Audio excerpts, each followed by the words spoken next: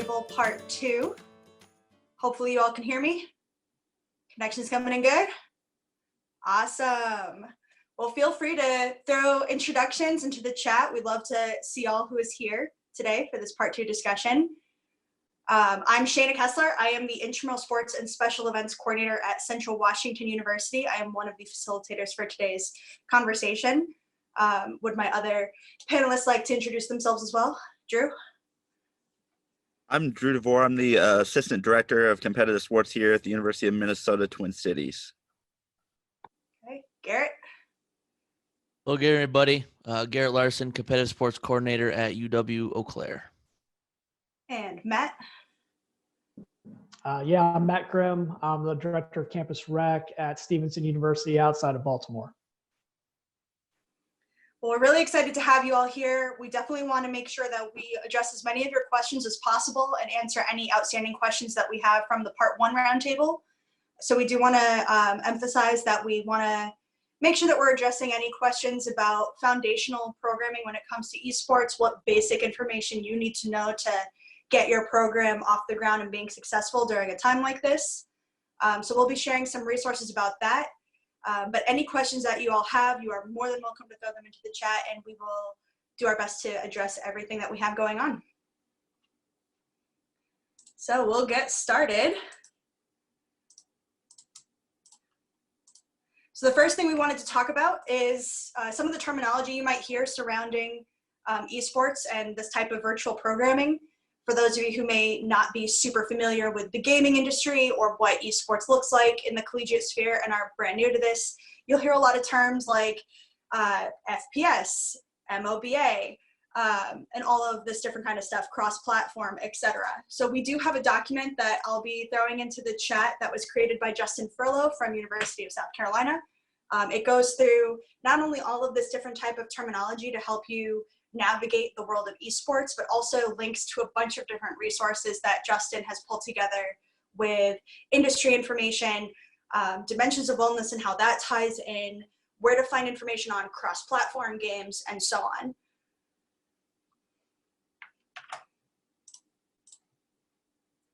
So Drew, do you want to talk a little bit about what types of cross-platform games we usually see and other types of programming that we typically offer? Yeah, so with everything related to this, a lot of times people are really wondering what platform do we use for registrations? How are we going to run our leagues? I saw somebody in there, how many teams do you let in? How long they're going to last? There's a lot of different ways you can go about doing that. A lot of people utilize IM leagues. There's talks of what should I use, PS4? Should I use Xbox? Should I use PC? One of the biggest games that is kind of cross-platform that a lot of people are using right now is Rocket League. It's cross-platform, which means it's PC, it's PS4, and it's also offered on Xbox. So when you set those leagues up, you just have to create a Rocket League, and you don't have to break it down by division depending on what type of console or platform that you're utilizing. So those things are really important to be able to know. And I know with the link that Justin has created, we can put all of that in there, and all of that information kind of goes in to us being able to understand where we're coming from with that. You're also going to hear terms like ladder leagues. A lot of times ladder leagues, you can go and challenge somebody who has the best record, and you can kind of move your way up the ladder to be able to challenge people who are ranked higher than you. There's a lot of talks of self-reporting, and when we say self-reporting is all you have to do is set up the matchups just like a regular season you would, and they report the score back to you. You put out your rules, you put out what settings there are for the games, and then it's up to them to report. So it's not on us to set a game time, and they have a week to be able to get back to us. So just being able to understand all of that really kind of does set a good foundational aspect to your program. It's just figuring out what's going to be best for you. You need to find out what type of student body you have, what's going to be the easiest way to reach them. Those things are really important in terms of being able to build your marketability and know where you want to start. And I think one of the biggest things, and even here at Minnesota, is something that we're having to unravel. When that Part 1 came out and we talked a lot of high-level competitive varsity teams, dedicated space on campus, A lot of us are at that foundational, very menial, just wanting to offer programming aspect. We need to unravel and have those be parallels to each other.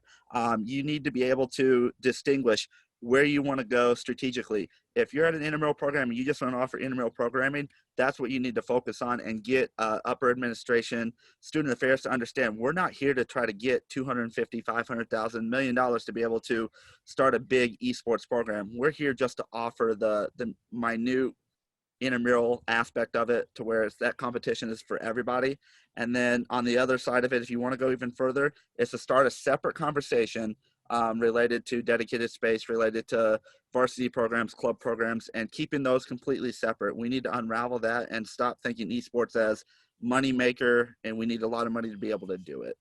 So I'll let Matt and Garrett kind of touch on a little bit more foundational aspects, things of what they've done with their programs, because they both serve on the task force for NIRSA with esports. Matt, you can go ahead and then I'll jump in. Yeah, so, from our standpoint at Stevenson, I think a lot of our approach has been on building a competitive program. So like we have a space, we have a competitive league and a competitive Overwatch team. And I think this is the challenge. It's almost twofold. So if you're starting a program and you want a space, like a space is going to cost money. The computers are going to cost money. And we've had a program now for 3 years. And I think one thing that's important to note is that you have to keep up with it, right? So we have 2 coaches. They're both part-time employees. And part of the reason we have coaches is to recruit. The top 2 questions we get from recruits right now are, what kind of computers do you play on? And do you offer scholarships? So the biggest challenge in esports, especially from a competitive standpoint, is there is no divisional format, right?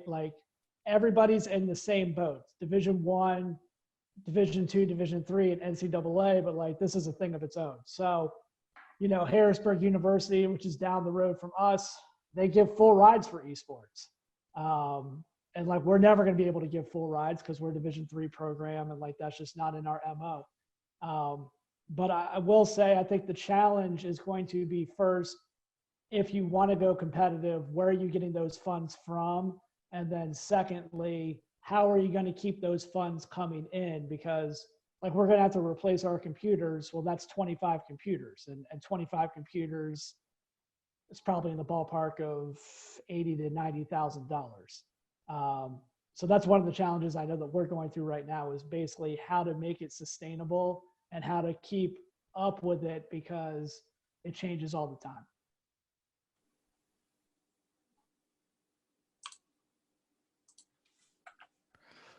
Yeah, as far as UW Eau Claire, I know I touched on my program to a certain extent during part 1, so I don't want to get too far into the weeds. But I know where our goal is always to offer a recreational and competitive outlet for students through esports, obviously with the overarching goals of recruitment, retention, and also to engage students that may otherwise not engage with our programs. So it was, I guess varsity was never the original intent, nor is it right now.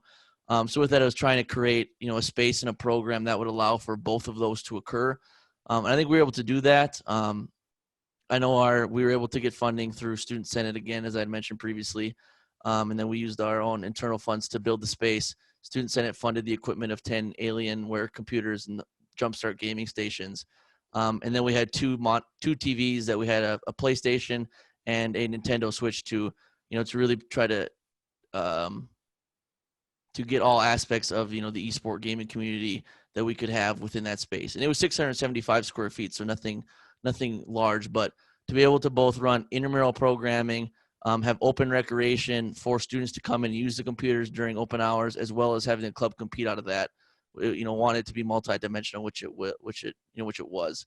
And the beauty of that, and I think some of the challenges of COVID right now, obviously, are that through space or through having departmental or university equipment, students that don't have the access or resources to their own can come and utilize that for tournaments, for open play, things like that.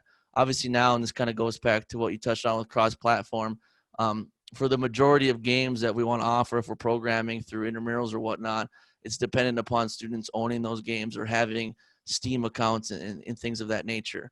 We were able to purchase, we were in the process of purchasing generic accounts when we were on campus. So if students needed access to those games that they didn't have accounts for, they could use our generic accounts.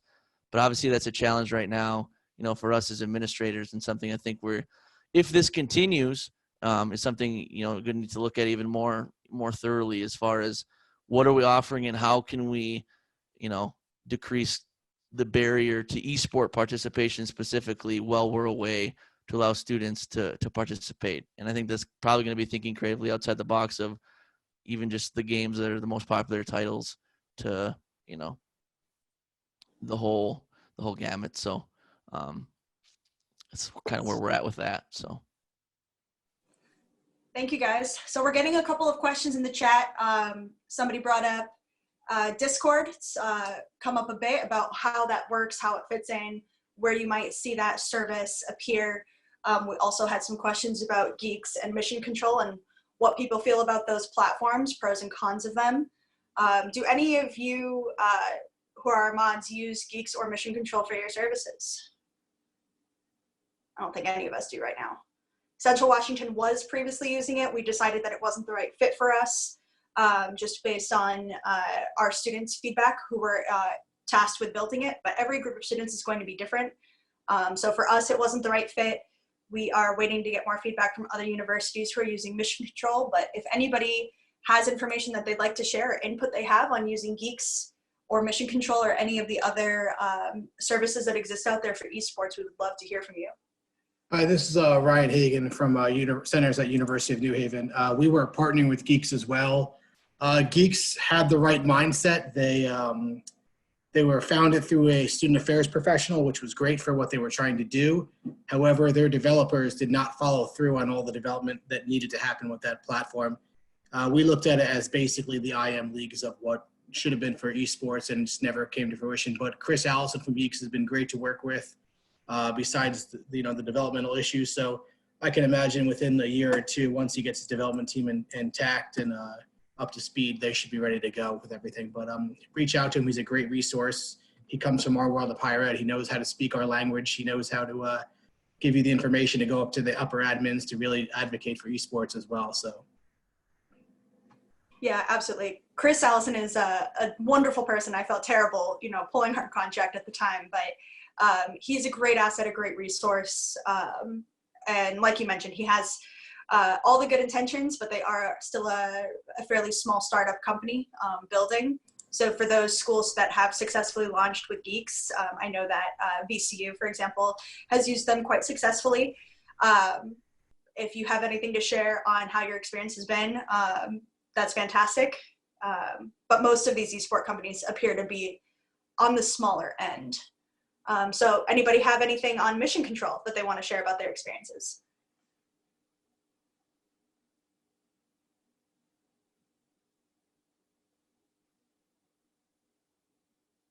All right. In that case, I would love to call on Charles Carter to share his input on Discord as a service.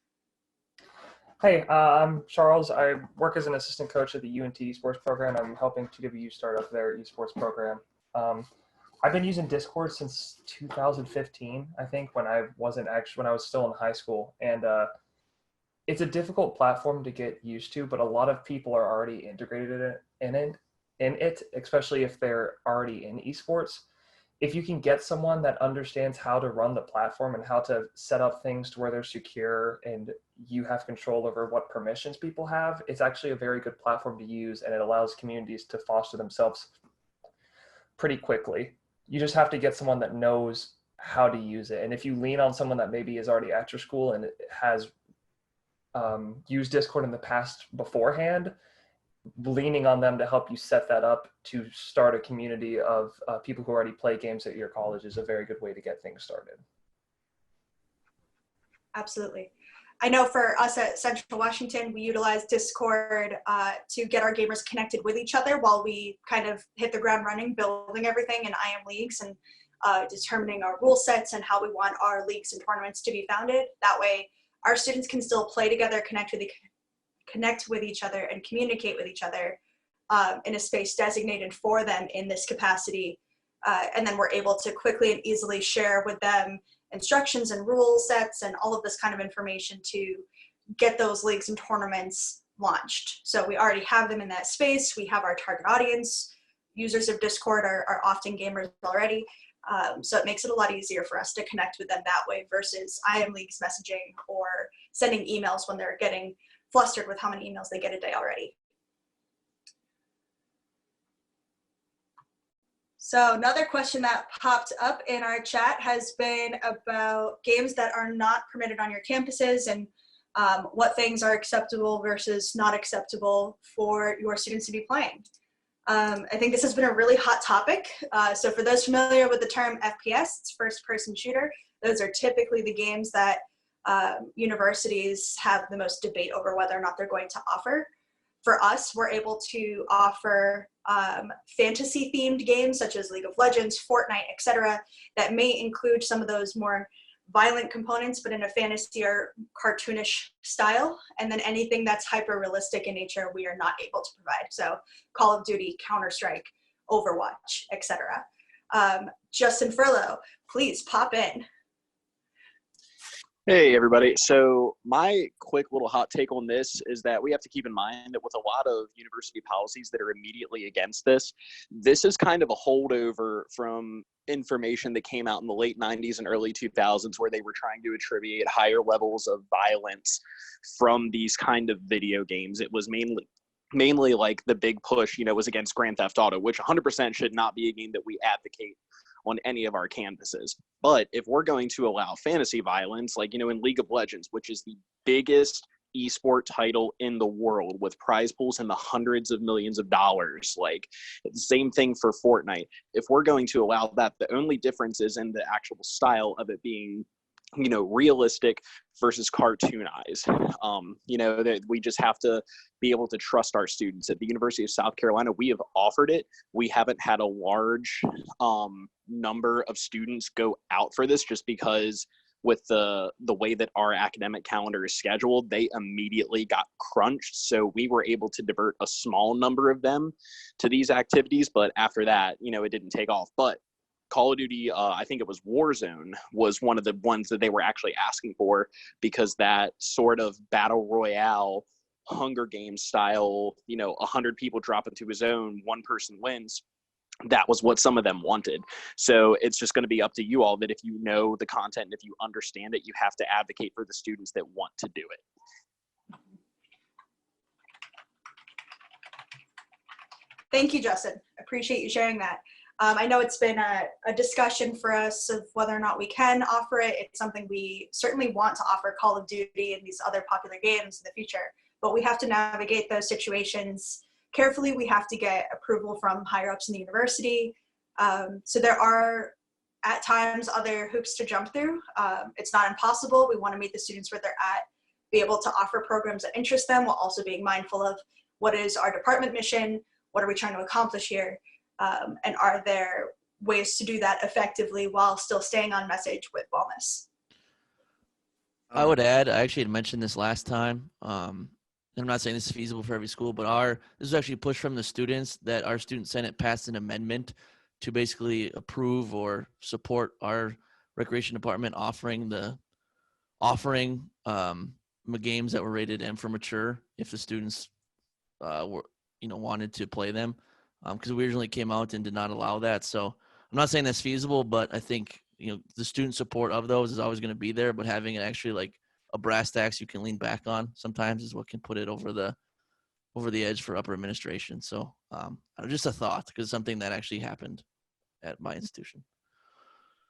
One thing to add on top of that, does anybody on here right now who currently does offer first-person shooter games have any language that they've put into any of their waivers or any of their marketing that they use to really kind of get that push and get that buy-in from upper administration that you could potentially share with everybody?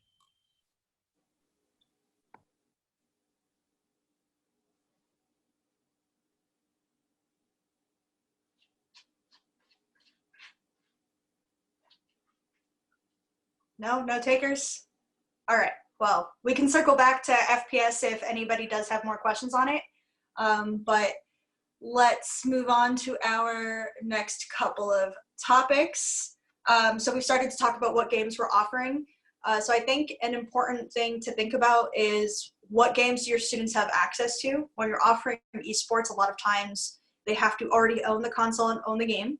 There are some games that are available for free online that students can access through their consoles or through their computers, but whether or not those games are what's going to attract them is always of interest. So what kinds of things are your universities doing to find out what your students are interested in playing in and participating in so that you know what to offer?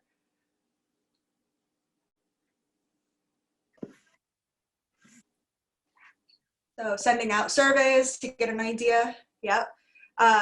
For us, we know what of our in-person tournaments have been successful. We've always hosted a FIFA esports tournament every spring and a Madden tournament every winter. We've tried to offer 2K in the fall as well, which is hit or miss for us. Knowing that we get 30 to 50 students participating in those each quarter has been helpful for us to know that if we were to launch a league of that type, we would probably have some success there. In addition to that, we put out to our Discord channel the question of what games do you want to be playing, and get the survey data again from those students who are already active gamers. So anybody want to chime in with what you plan on offering or have offered that has seen success for your students? I'll go ahead and I'll add to the conversation. Hi, my name is Chris Anguita. I'm the Assistant Director of Intramural and Club Sports at Nova Southeastern University. So we just launched our Esports League this week, literally today. Took a lot of time to set it all up. So we're kind of introducing it into phases. The first phase this week, we're doing FIFA 20 on both platforms, PS4 and Xbox. We're doing Rocket League and we're doing Fortnite. We got 8 teams to sign up for FIFA, and we got 4 teams to sign up for both Rocket League and Fortnite. But we're looking to add more games like Madden, NHL, NBA 2K, possibly Super Smash Bros. I just have to look in and research, create some rules. But that's what we're doing over at Nova in South Florida. Thank you, Chris.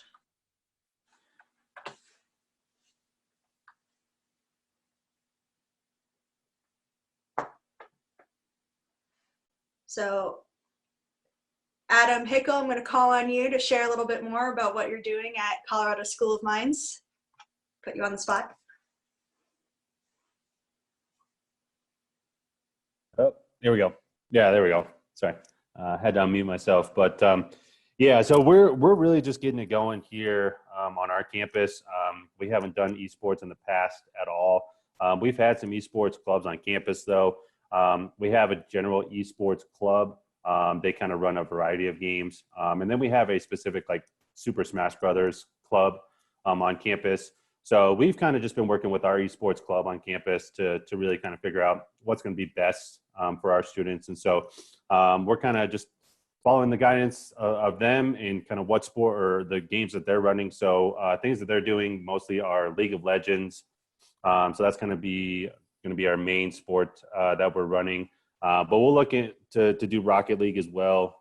We'll look to do the Super Smash Brothers if we can.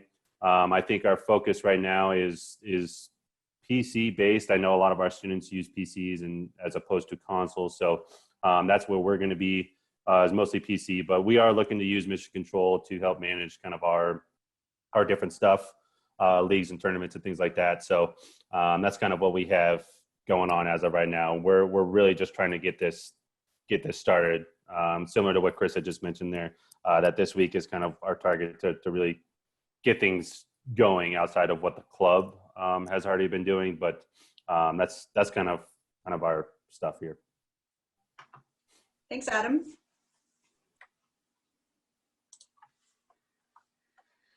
So somebody brought up non-competitive games such as Animal Crossing.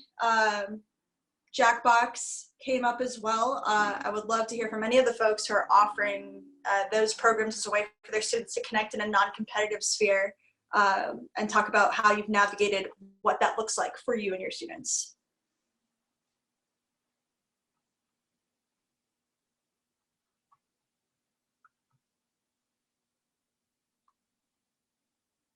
I'll scroll back through the chat, see if I can call on somebody. I can jump in for a sec. Jackbox is something that we've been kind of messing with a little bit. One of the big things is to remember too, like, not all these games have to be competitive. Like, you can offer something just to build a social side of things. You don't like, so Animal Crossing, for those of you that don't know what that is, the concept behind it is basically you can share these little codes, and I think it's like you can go to other people's islands and maybe like buy resources or trade things. So you can build something like that and just have it be a large network of people that want to play games socially. For Jackbox, there is a limited aspect of competition that's in there, but mostly it's just a party game. You know, it's just like if we were all hanging out and we were playing, you know, Cards Against Humanity. You get more enjoyment from being in that social environment than actually winning the game itself.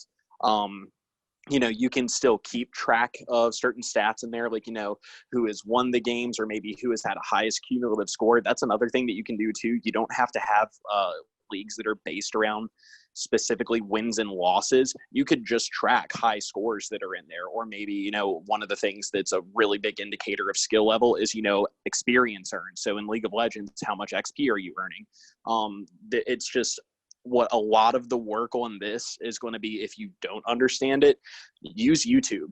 Jump in and watch some of these content creators play the games. Figure out ones that you really like and just watch them play and how they play and what they do. And then if you have any disposable income or if you have kids, just bump them off and say, hey, that's enough. Mom and dad got to play now. And then just, you know, get in the driver's seat and learn.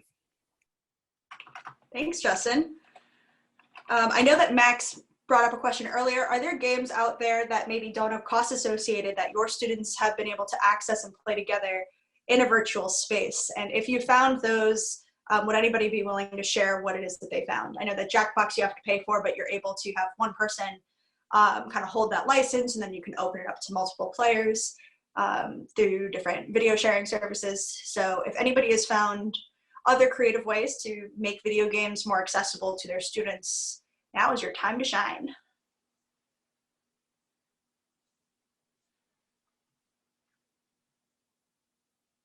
We also have the question from Zach about free board game simulators, if anybody has found services that can provide that, which I believe Steam has, but it's not free.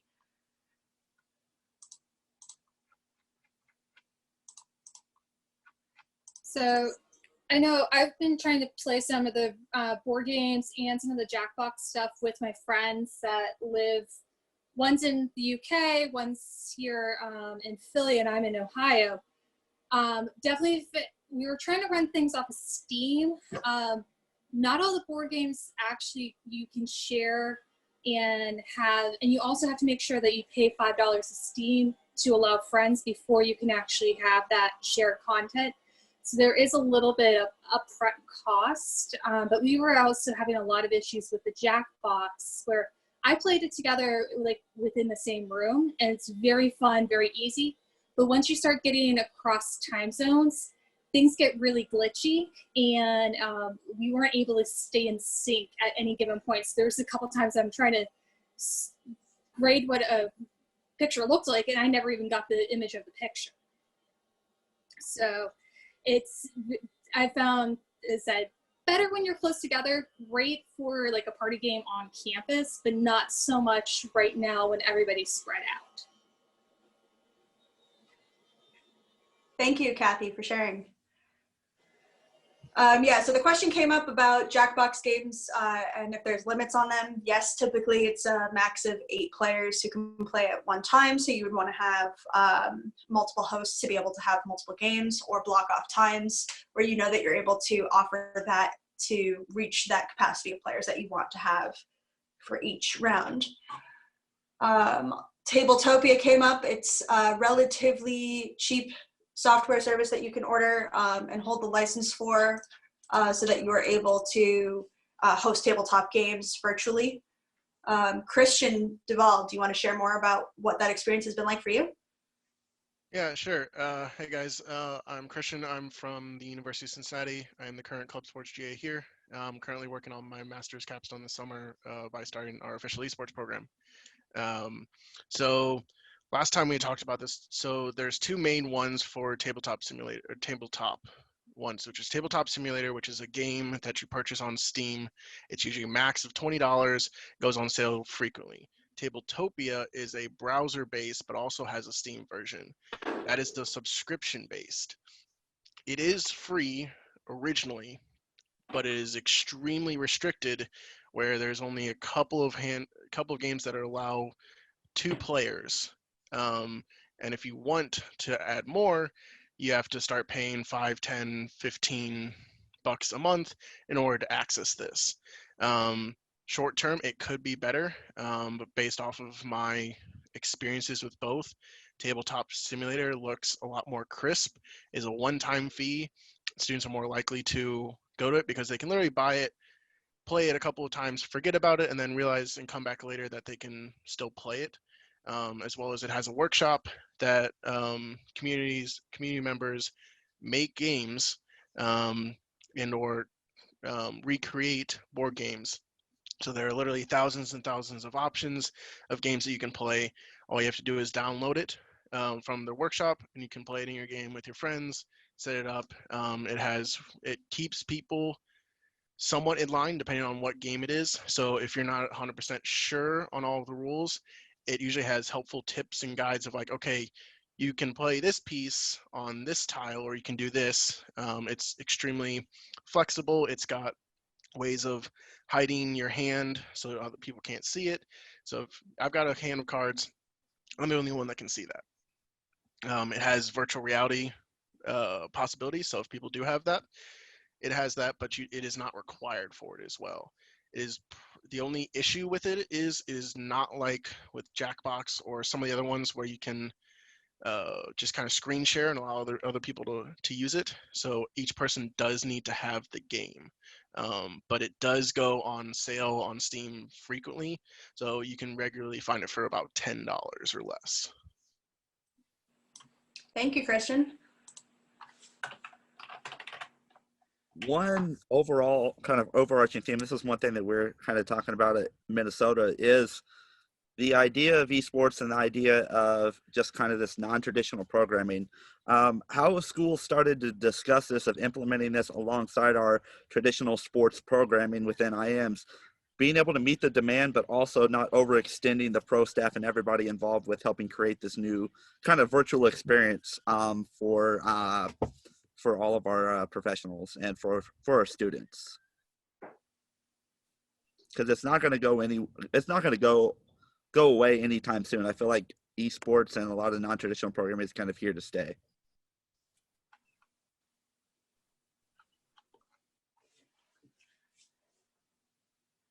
Yeah, for us, it's definitely, now that we've launched esports virtually, the plan is to keep it permanently as a fixture of our intramural programming. So again, we've previously done in-person tournaments only. We'll still continue to offer those in-person tournaments for as much as possible, and then have these virtual leagues that they can play, where we can then host our Final Four and championship in person, and people can come and watch and spectate in our rec center theater. So those are some cool opportunities that we have available with the space that we have, without having a designated space for esports. So Josh brought up a good question about realistic expectation for monetizing. Josh, from my perspective with that, I think within like intramural programming, if your expectation is to generate revenue, then you need to set a price point where you can have all of your, if you're doing an in-person tournament, all of the equipment needed, all the games, all the consoles, all the TVs necessary to be able to host a tournament and still make a profit. But if your whole goal is within your intramural program is to offer an experience and to break even, it's just being able to have that price point that, you know, this is the minimum amount of people that you would need to be able to break even with the amount of money that's going to cost to be able to put the tournament on. The lower the better. I did a 2K and Madden, or 2K and FIFA tournament that we partnered with the Timberwolves 2K professional team, and we offered, it was $15 a person to be able to participate in that, and we ended up getting 42 people between the two tournaments entered in. I think if you go any higher, you're not going to get anybody to participate. So I think that $5-10 range per per tournament or per offering is probably a good price point. That's just at least from my perspective. They even said that $15 was a little bit high, but they still wanted the experience of playing in a professional gaming studio. But it just really depends on what your department's mission and philosophy is in terms of, are you trying to just have an experience, or you're actually trying to make money from the offerings and programming that you offer?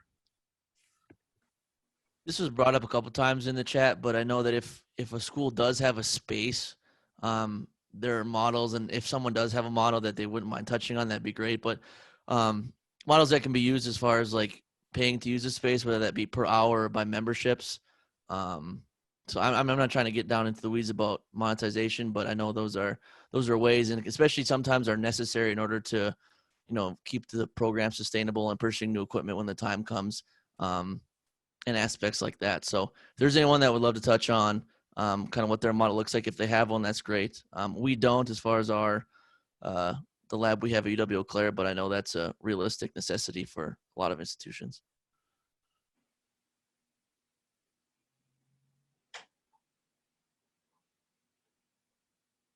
If no one else has anything, I can briefly touch on it, since I've been working on it for the past year here. Because with Cincinnati, our issue is we're downtown, so we don't have any space to really go. We either have to build up or dig into the ground. And so anything that's off campus is usually not very successful, because everyone's used to be able to walk from one corner of the campus in 10 minutes, 15 maybe if there's traffic. So one thing we have really been working with was things called LAN centers, or like gaming cafes, things like that, where their whole model is come in, pay some money per hour, or maybe like a lump sum of, like, they have deals of like 3, 4, 5 hours, 1 hour, 2 hour, in order to make money off of it. The goal is basically, if you spend about $2,000 to $2,500 per computer, you can make your money back if you have 6 hours on each computer, charging around like $3 to $5, 6 hours on Friday, Saturday, and Sunday on your prime days, and any other revenue you can get from rentals, or parties, or even during the week, or through students using it. You can make your money back in about 18 months at most, if you're struggling with it. This is it's kind of difficult to get going, at least in a university setting, because students are already paying tuition and student fees. So it's definitely a challenge that we're having to work on currently with our incoming space in the future. But it's basically, you want to be able to make sure that whatever you're paying for in your computer, that you're going to be able to very simply make your money back in at most 18 months, and you'll start to be making a profit by year 2. It's a lot easier than you think. I've been working with one of our consultants. He used to be a student here who started a company called AllMid, and then sold it. So he's been really helpful with it. But look to LAN centers, GameWorks, other little areas around you that have that sort of model, and they're more than willing to talk about it. All video game people in that sense love to talk about video games. They'll explain anything you want. Thank you, Christian. Mike Wozniak, I'd love to hear more about the gaming cafe you offer. Sure. So unfortunately, the COVID outbreak kind of stunted our growth there, but we have a small space that we converted in our wellness center, and it contains just 12 PCs. It's a little bit smaller. However, we use GG Leap right now to facilitate it. Basically locks people out of the rest of the computer usage. So it just siphons them into gaming, which is helpful for us. And we're not having people coming in using our computer for any other purposes. And then we charge $2 an hour for students to come in and use it. Right now, we were exploring buying titles so that we had like a bank of titles available. However, with being tax exempt plus legal agreements and whatnot that we'd have to run through the university. That's been kind of a stumbling block. But right now we're just going with, students have to possess those games, but then it doesn't really, then they don't have to transport their gaming laptop to school and, deal with either transporting it back and forth from home or risking it getting broken or stolen or anything like that. So we're kind of pushing it that way, and we haven't been open for very long at all, but it seems like students are very receptive to it, and we have a pretty nice setup there as well. So. Thanks, Mike. Sylvain brought up a really good question in the chat as well. So for those of you who have licensing agreements to use games, does charging for entry fees for your intramural leagues or tournaments violate those licensing agreements? Is that something that anybody has come across yet? When it comes to licensing out a tournament for a game, you have to look at the games and the developers licensing for community tournaments. There's a lot of restrictions on there.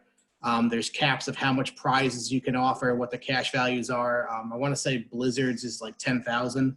I don't think anyone on this call is giving out $10,000 for an intramural championship league at this point, but you can dig through those things. They are very hard to find. There's some stuff available on each developer's website, but you have to almost read between the lines, and a lot of it doesn't really go into the nitty-gritty about how much you can give out. To be honest with you, Chris Allison from Geeks is the one who hooked me up with a bunch of different licenses, so I can definitely dig those up. If anyone wants to get those from me, I can share those as well. I only have, I think, Blizzard at this point. Nintendo's we had a very hard time finding Nintendo's agreement. Yeah, would love to see what you have to share if you're willing, Ryan. Thank you. Yeah, I can drop it in the chat if I can figure out how to do that. Just give me a few minutes. What I've seen. Oh, sorry, Shana. Oh, go ahead. What I've seen is that what we've done since we do have a gaming cafe is we've said if we were going to charge a little bit additional on top of what we're paying out. So basically, I've seen a lot of free titles that are saying you have to pay out the amount that you're bringing in. There can't be any profit generated through it. So what we've done is we shut down a couple of our computers in our gaming cafe to say we're leaving these open for use for our participants between this time and this time. So say we shut down 3 PCs saying, hey, only our Rocket League participants can come and use them during this time. And then the additional cost that we would do is the sunk cost of leaving those PCs open. So it kind of, it's a little bit, it's an opportunity cost that we're losing money on because we're leaving those PCs open. However, the students don't have to take advantage of them, and that's kind of where you can get that kind of like a guaranteed revenue source there. So it's a way to kind of get around it without getting around it per se. Thank you. I appreciate your input. We have about 15 minutes left. So are there other topics that we haven't touched upon yet that you folks would like to dive into? Questions or other things that have not yet been addressed in this conversation?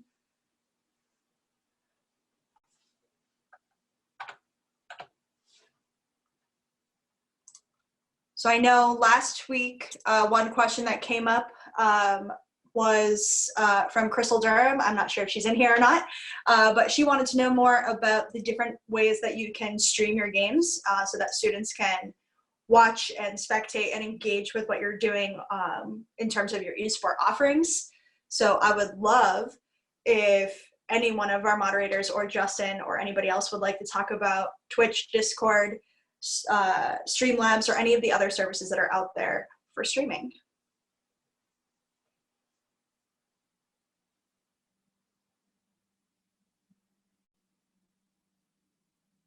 Drew, do you want to talk about Twitch? So yeah, right now we are currently utilizing Twitch for our quarantine quiz show that we started here. It's going to be week 5 of being able to offer it. One of the things about Twitch is kind of important to be able to know is you do have to have a good internet connection to be able to do so. one of the biggest parts of that is if you don't have a good internet connection, you're going to get a lot of lag. So just ensuring that if you want to have a good content user experience is making sure the people who are hosting the stream itself do have that reliable connection. But there's so much to Twitch that can be done, from building layers to making sure your stream screen and everything around it kind of just shows out and really kind of highlights what type of content you're trying to put out.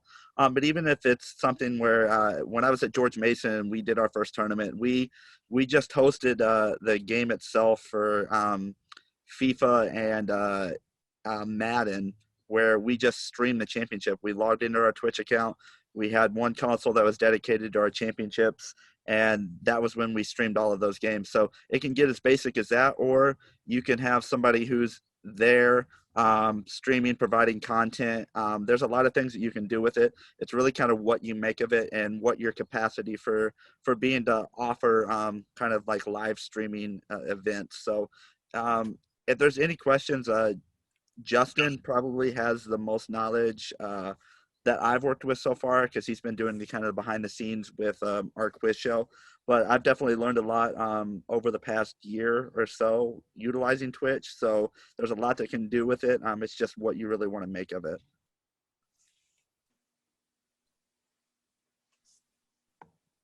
Shane, I can add, we hadn't delved into like the streaming at a program level yet, but our club itself, they had the Discord channel, and which is a huge, obviously, platform in esports, and that was kind of transitioned to the esport program Discord. But I mean, they have their own, one of their text channels is share your stream. So I mean, there's multiple times a day, because I have access, I'm able to see it. There are students that are dropping, for lack of a better term, dropping links to their stream, and then other people within the Discord are going in and just watching them play video games. So obviously it's something that's already happening without us, promoting it or regulating it or anything like that. So definitely something that we're going to be getting on board with in the future as our program continues to grow. And how can we, continue to help bring people together within the esports community on campus through, through streaming and things that they're already doing at a individual level. So. Thanks, Garrett. Has anybody in this call used ScreenLeap for streaming?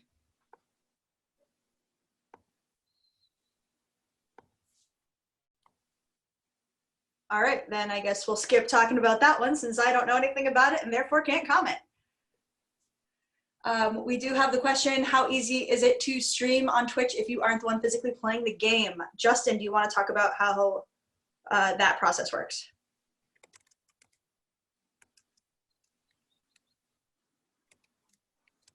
Justin? Is Justin still here? Probably not. All right. Matt Dunnigan, you want to talk about it?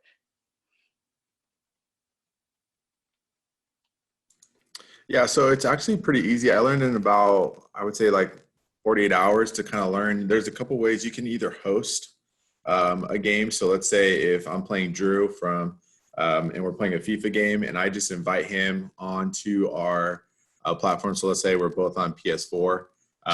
We can host the game like we're playing online, and then basically I would sign, or I would have one of my students sign onto our Twitch account, and basically you can go on to the host or onto your channel and just click /host space and then the Twitch user account, and then basically you're just going to be broadcasting that host. That's the easiest way that we found that works well for the students, and as well as the host has a good internet connection, as well as the person that's going to be actually broadcasting from our Twitch account has a good streaming. We haven't had any problems. Last week was our first week of gaming, and we had 3 games that we hosted. We hosted FIFA, Madden, and Rocket League, and all went off pretty well. So we're looking this week. I think we have a couple games scheduled, so we're going to be hosting that way. The other way is actually a little bit more difficult and has a little bit more setup time. So that's the one way that we've been doing it is, and then what we did was we kind of put together a small like manual for our game admin or our scorekeepers that we used to use during regular sports, and they're going to be the ones that are going to be hosting on these Twitch live games. And it's pretty simple. Like I said, once you sign on to your Twitch account, you just go to the chat room and you just put /host space and then the person that you're going to be hosting. That's like our home team, and then that's basically how you broadcast. And that's the easiest way that we found that works for us. Thanks, Dunnigan. Has anyone used Facebook Live to stream their esports? It's an excellent question. Honestly, hasn't even come up on our radar. In our experience with Central Washington, Facebook is probably the secondary platform that our students engage with. And Spencer, you can correct me if I'm wrong, but they're mostly interacting with us on Instagram, which can also have a live function. And if we have a longer post or stream or want to have that video be available for later view, then we can link it to our Facebook and have it available there, and can direct our students there accordingly.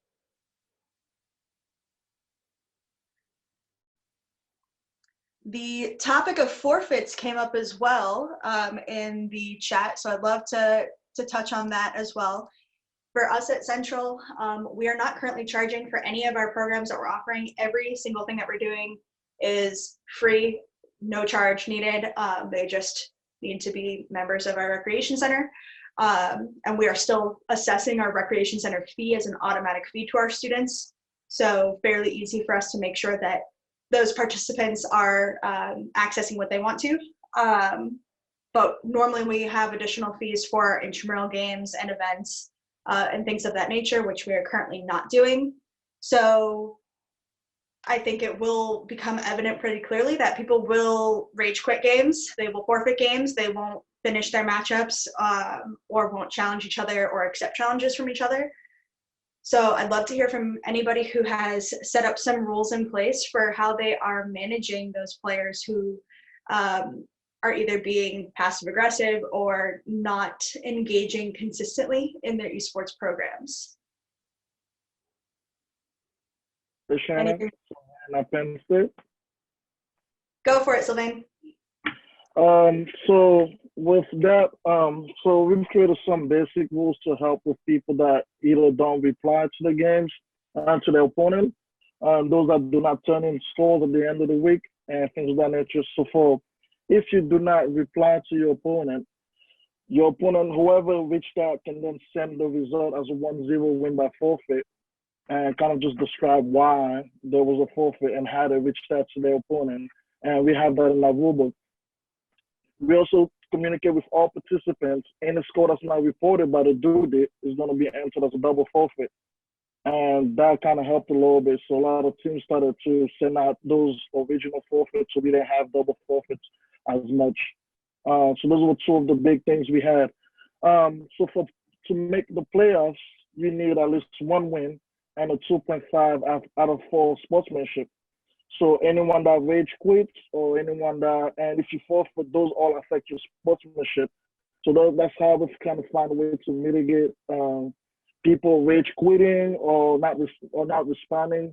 So by the time we get to playoffs, the bracket is everyone that has actually at least played the game or has been responding to the opponent. Regular season, we kind of weed those different people out with those basic rules that we have in place right now.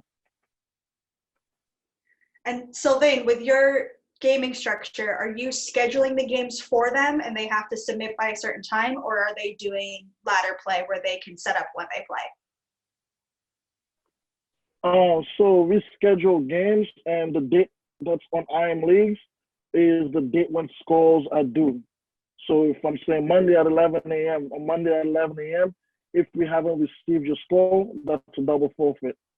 And so we schedule for the 2 weeks, for each week at a time. So each week you have your 2 games.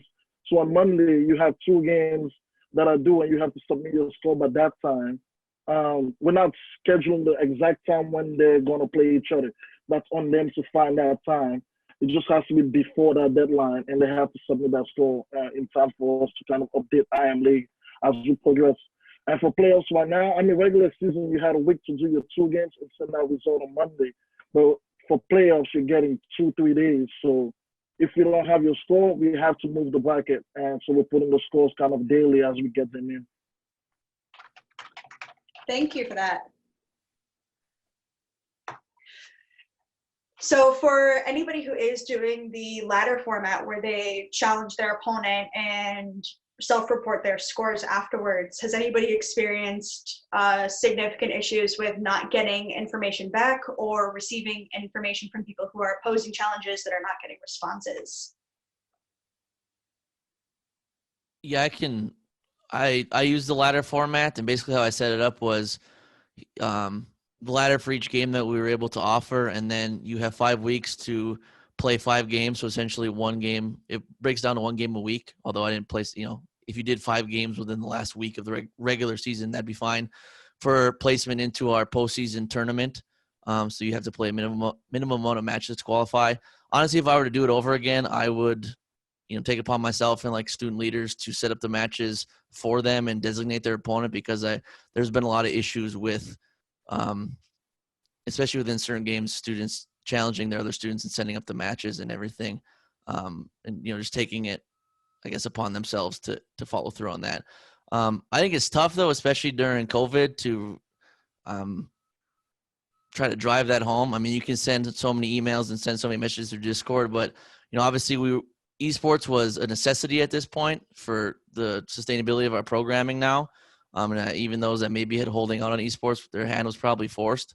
But how, during COVID, it's tough to try to hold through on, forfeit fees and things like that if you had them, or trying to, you can't mandate people playing, especially during this time when we're worrying about a lot of other things. So it's trying to strike a balance between making sure that these leagues go off and are successful, but also understanding that most of our students are just like in a different place entirely to follow through on some of these structure requirements that we have to have in place. So that was just my thought on the whole thing. Thanks, Garrett. So Shane, I was just going to touch on, I provided a link in the chat. One thing that we did right at the beginning of COVID, a lot of people were seeing the opportunity for downtime and the ability to potentially start restructuring, formatting, sharing information, things like that. I created a Google Team Drive. Right now we have over 170 people who are a part of the community, and it's an opportunity to share intramural and club sport information. We're also going to have some COVID resources here in the next few weeks as we start to get those like reopening plans within our facilities in our programming. So it's a good opportunity. Anybody's allowed to join. Just follow that link, and I can add you to it. Biggest thing is, when you go into either the intramural or club and you want to create something for your school, make yourself a school folder and kind of break it down by what's in each of those folders so it can stay organized and it doesn't end up kind of a black hole like most shared drives at universities are. So just trying to keep that organized. But if anybody has any questions, just feel free to email me. Yeah, so as we wrap up, I would like to encourage any and all of you, if you haven't joined that drive, it is a great resource. A lot of different schools are uploading everything from what their staff structure looks like to what their rules are for their different in-person sport offerings, as well as their virtual programs. So it's a great way for all of us to get connected. And I also want to plug in our last minute here that we have Rec Without Borders Quarantine Quiz Show on Wednesday nights every week. So we highly encourage you and your students to engage with this National College Trivia Night so that you don't have to reinvent the wheel if you don't choose to with your own trivia events. We're able to program that for you, do the work for you, offer prizes for you, and it can be accessible to all of your students. And I'll kind of piggyback off that a little bit too. If your school is really pushing to offer a trivia specific to your university or college, feel free to reach out to me and I can give you the background and some of the ways that we had kind of went about that to make it a successful event. We've had sustained around 500 people who are participating each week. We've had over 245 schools from 5 countries around the world be able to participate. So we really appreciate everybody's help within here who's marketed that out and really kind of helped build that brand and really kind of come together and collaborate as COVID has kind of turned our world upside down. All right, well, our time is up. So thank you all for being here today. I just threw my email into the chat. Again, you can reach out to me, Drew, Garrett, or Matt with any additional questions that you all have. And if you have an interest in having this conversation continue, be sure to let NIRSA know, and we're happy to do a part 3 in the coming weeks.